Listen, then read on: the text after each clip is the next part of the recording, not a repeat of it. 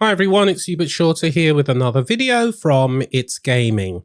Now, IGN and BioWare have done a great job this week. They've released lots of videos, lots more information about this upcoming game. One video in particular is all about game progression. I really wanted to know some of the things that you are going to need to do to progress in the game. So it's a 10-minute video. I've not really seen it in any massive amount of detail. So I think I'll just play it and do a bit of a reaction to some of the things that they're going to obviously talk about. So let's jump straight into it. I'm Hilary Heidi, a producer at BioWare. Welcome to you. Let's take a look at game progression in Dragon Age: The Veilguard. In this video, we'll cover skill progression, item progression, and companion progression. So, I mean, that's all very important because all three of those play a very important part in how your character advances. You know, it's the standard sort of thing in an RPG, a CRPG, as a matter of fact. So, great news. My goal is to build a rogue assassin who darts around my enemies and strikes them down with a poison blade. Those are some serious skills from that rogue. I'll need to invest in the right skills, find and upgrade gear, and ensure my companions complement my strategy. Let's start by looking at skill progression. Of course. As you complete missions, find codex entries, explore the world, and kill enemies, you'll level up your class.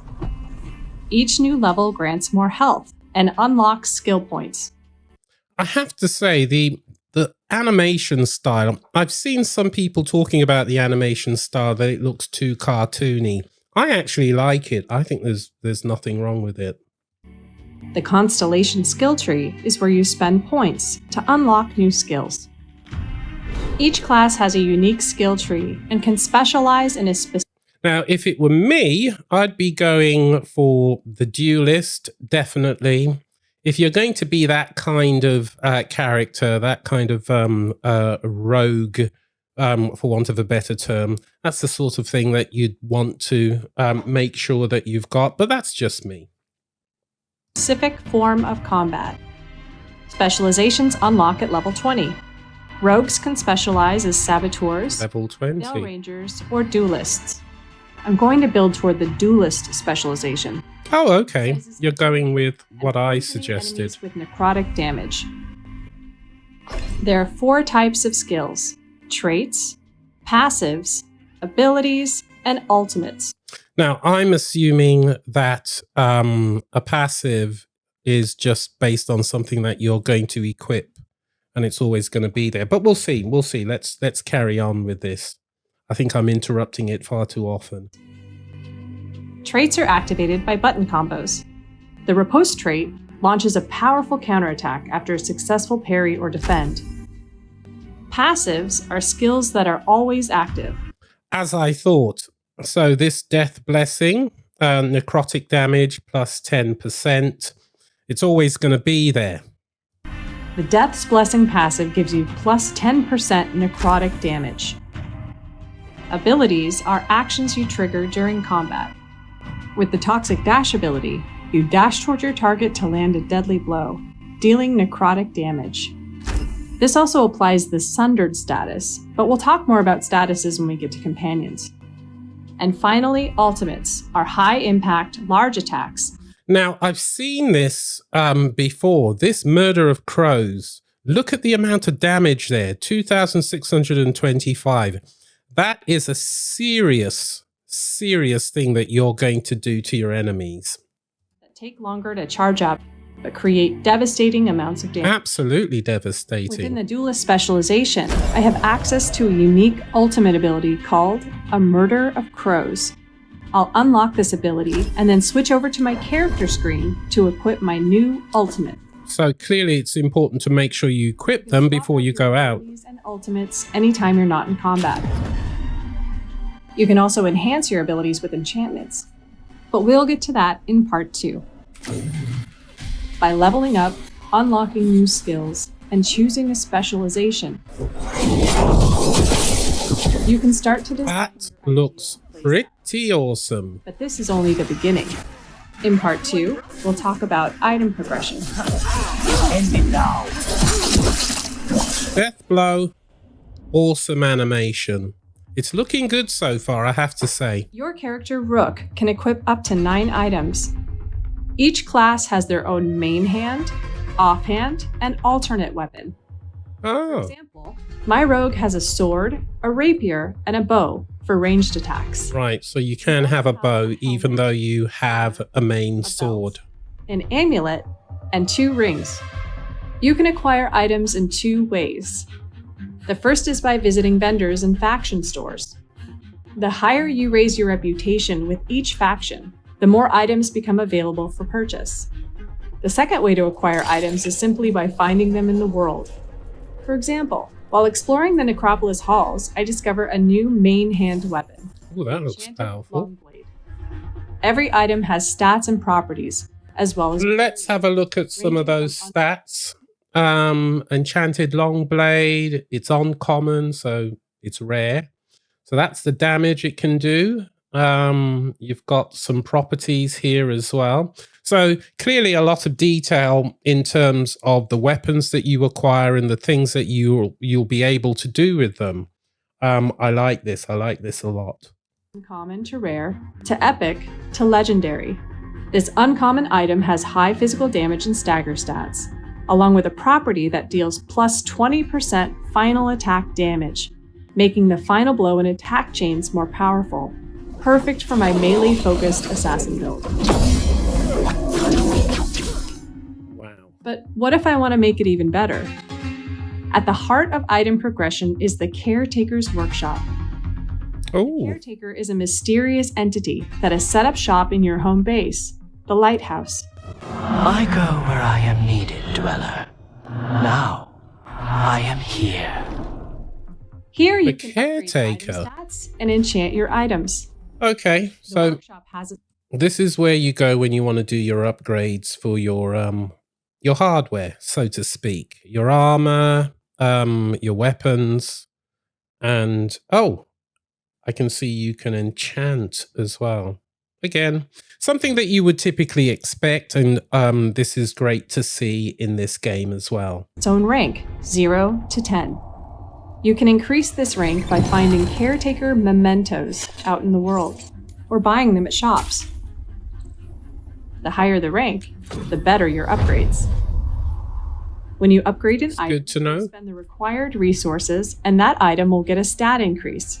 At the same time, its level will increase by 1 until it matches your current Caretaker's Workshop rank. A higher rank unlocks new enchantments. These can be applied to an item or ability, imbuing it with a unique property. For example, I can enchant my main hand weapon with plus 25% more stagger. That's useful. I'm really liking this. Again, this is the sort of thing that we expected and hoped to see, and I'm just glad that it's there. And I'm glad they're providing all of this information right now. To quickly set up enemy takedowns. I'll also add an enchantment to one of my abilities, Toxic Dash, to increase its crit damage by 25%. Your companion's items can be upgraded and enchanted as well. As you would More on that in expect. Part 3. But the workshop rank affects more than just the items you bring to the shop. Anytime you find or buy a new item in the world, its level will match the current rank. So if your current rank is 1, new items you find will be at level 1. But if your current rank Okay. is 5, new items will be at level 5. That seems fair. And if you find or purchase a duplicate of an item you already own, 2 things happen. Prepare yourselves. First, the level of your existing item will jump up to match the Caretaker's Workshop rank, increasing its stats. The item will also be empowered, unlocking a property and increasing its rarity. Buying a duplicate of my offhand weapon, the Duelist Blade, bumps up the blade's stats, unlocks a property that applies necrosis to enemies I hit with riposte, and changes its rarity from uncommon to rare. Oh, okay. It's a good idea to keep leveling up your Caretaker's Workshop, because the higher its rank, the better your items will. So that's going to be a part of the job that you have to do as you're going through the game, just to make sure that you can take full advantage of all of these upgrades and enchantments that's going to be available to you. great news, great news. be, whether you're upgrading them at the workshop or finding them out in the world. Another item type you can find or buy are runes. Each rune provides a passive bonus to your build, as well as an active bonus you can trigger. Up to 3 runes can be slotted into Rook's Lyrium dagger. 3 My runes. Scorch rune, which allows my otherwise necrotic focus build to deal out fire damage. But skills, items, and upgrades aren't the only elements of creating your build, because in the Veilguard, you're not fighting alone. I do like a bow and arrow. In part 3, we'll talk about companion progression. Whoa. Well, we're going to go straight into part 3 now. Each companion has their own skill tree and unique items. They can be equipped with a main hand weapon, an offhand weapon or keepsake, armor, and a trinket. Some gear, Ooh, a such as trinket. this Corvid What's cloak on that for? Lucanus, can enhance my character's build. In this case, applying bleeding or necrotic damage whenever I detonate an overwhelmed target. And at the Caretaker's Workshop, I can upgrade and enchant companion items just like Rook's gear. Let's upgrade Lucanus' Corvid cloak to level 5, greatly increasing its bonus ability damage, and enchant it with +1 maximum stack of necrosis. Companions also have their own skill trees, so as they level up, you can spend points to unlock skills that complement your Ah, now that companion skill tree obviously looks different to Rook's. To me, it actually looks a little clearer, a lot easier to understand. So I can see the skills that are currently equipped or the skills that have already been acquired. I'm assuming those are in the neon bluish color there. Very interesting indeed. Apparently 3 points are going to be spent now. And you can reset, apparently. So again, very useful to know. Some abilities can serve as primers, applying status effects to enemies such as sundered, overwhelmed, or weakened.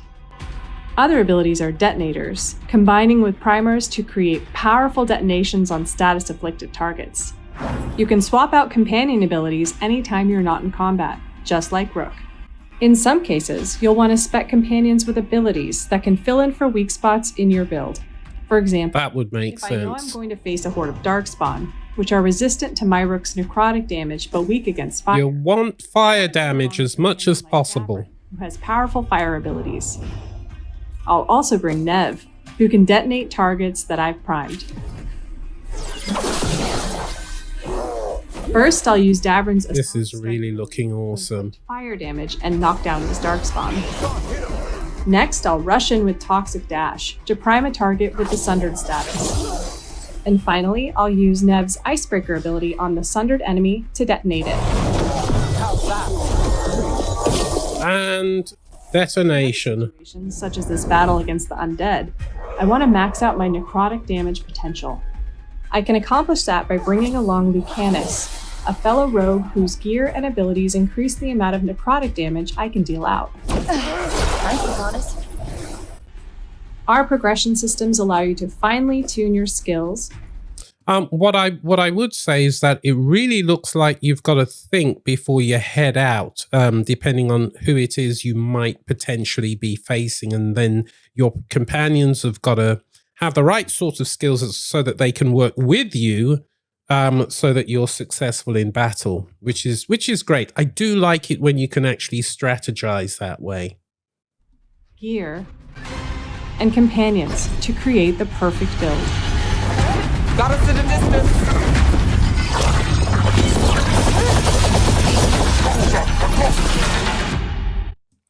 And that is pretty much it. That was absolutely awesome.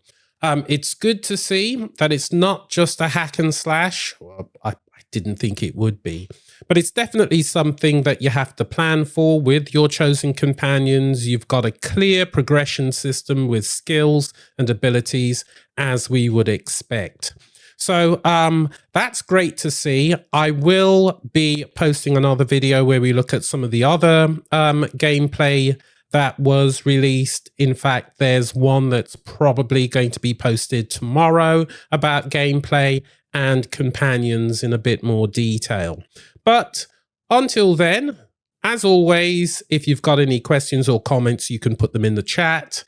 And like and subscribe, guys. We are trying to get to 1,000 subscribers before the end of October. So please tell your friends, please subscribe to the channel, and I will see you in the next one. Bye-bye.